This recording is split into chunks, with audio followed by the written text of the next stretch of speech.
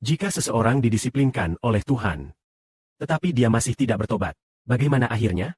Tuhan akan mendisiplinkan lebih keras lagi. Itulah yang terjadi di Israel kuno.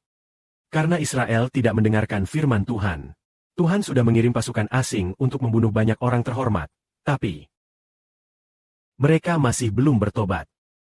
Lalu bagaimana akhirnya? Mari kita lihat. Jika orang yang didisiplinkan Tuhan masih tidak bertobat, maka disiplin Tuhan akan lebih berat. Mari kita baca. Orang-orang itu belum bertobat dan kembali kepada Tuhan seluruh tentara sorga yang memukul mereka. Dan juga belum mencari Dia. Karena itu, dalam satu hari saja, Tuhan akan memusnahkan yang tua, yang muda, yang tengah dan yang paling kecil di Israel. Artinya apa yang dimaksud memusnahkan yang tua, muda, tengah dan paling kecil?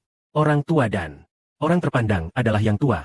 Nabi palsu yang mengajarkan kebohongan adalah yang paling kecil. Karena para pemimpin ini menyesatkan rakyat. Rakyat yang dipimpin itu pun hancur. Karena itu, sang penguasa tertinggi tidak menyukai kaum muda mereka.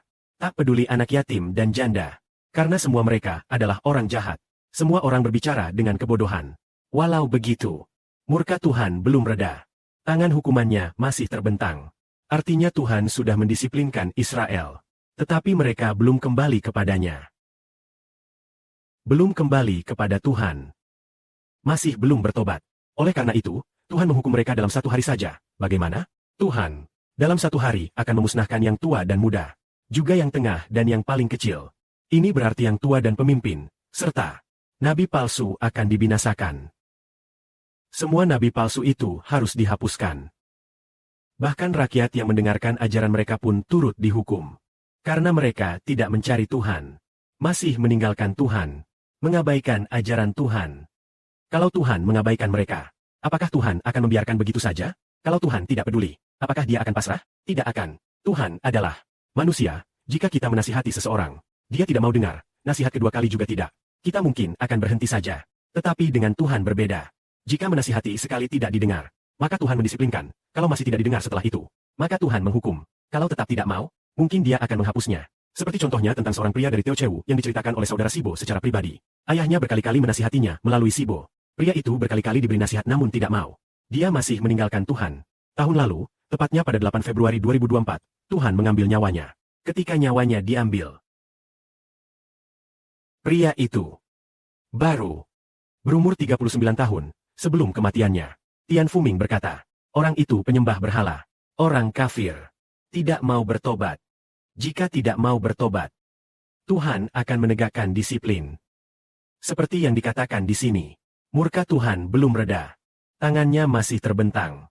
Artinya Tuhan mengulurkan tangan hukuman kepada rakyat yang tidak mau bertobat. Mari kita lanjutkan bacaan. Kejahatan membara seperti api, menghanguskan duri dan lada.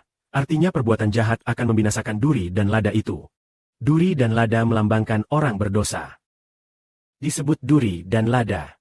Tuhan menggunakan analogi duri dan lada untuk orang yang berbuat jahat. Yang menyala di hutan yang lebat.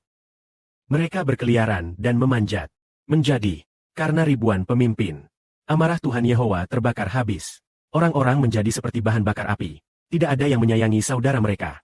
Orang-orang seperti bahan bakar yang terbakar oleh api. Diperlakukan seperti bahan bakar.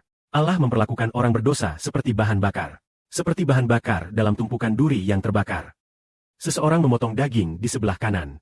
Menjadikan lapar. Di sebelah kiri melahap. Namun tidak pernah kenyang. Setiap orang tahu lengannya sendiri. Lengan kanannya. Manasye memberitahu Efraim. Dan Efraim memberitahu Manasye. Mereka bersama-sama menyerang Yehuda. Meskipun demikian, amarah Tuhan belum reda. Dia menghukum. Tangannya masih terulur. Karena orang-orang berbuat jahat. Allah membuat saudara saling membenci dan membunuh. Manasye dan Efraim adalah saudara dekat. Ayah mereka membuat mereka saling menyerang. Dan mereka bersama-sama menyerang Yehuda. Itu adalah kekacauan internal di Israel. Serangan. Saling membunuh. Kenapa demikian? Karena orang-orang tidak percaya kepada Tuhan. Allah, bersama dengan orang-orang, menimbulkan konflik internal meskipun ada saling membunuh. Namun amarah Tuhan tidak mereda. Dan tidak mereda. Masih muncul. Jadi kita membaca isi ini. Kita harus mengerti. Jika kita mendapat perhatian dari Tuhan, kita harus kembali kepadanya. Dia akan mengasihani kita. Seluruh kemuliaan bagi Bapa Surgawi dan Tuhan. Amin.